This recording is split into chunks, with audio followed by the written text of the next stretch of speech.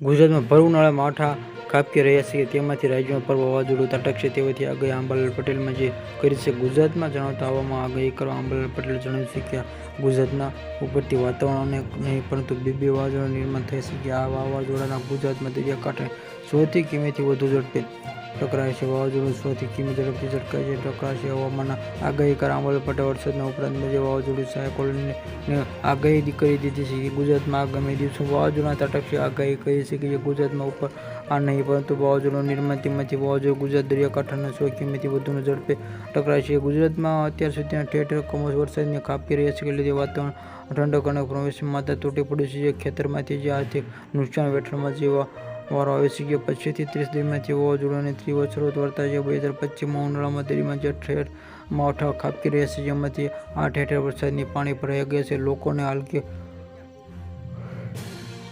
પડી રહી છે કે ખેડૂતોના પાકને આવ્યા ત્યાં નુકસાન થયા છે. સમગ્ર દેશમાં 28મી આસપાસ ચોમાસું બેસે જેમાં 4 જૂનથી આસપાસ ચોમાસું બેસે જેમાંથી ગુજરાતમાં સૌરાષ્ટ્ર વિસ્તારમાં મોટાભાગના વિભાગમાં વરસાદની આગાહી સાથે જેમાંથી 13 જિલ્લામાં એલર્ટ અને 8 જિલ્લામાં ઓરેન્જ એલર્ટ જાહેર કર્યું છે. જે અતિભારે વરસાદની તીવ્ર પવન અને ગાજવી સાથે વરસાદમાં શક્યતા લીધે સરકારને પણ વહીવટીતંત્ર સતર્ક અપાવવાની છે.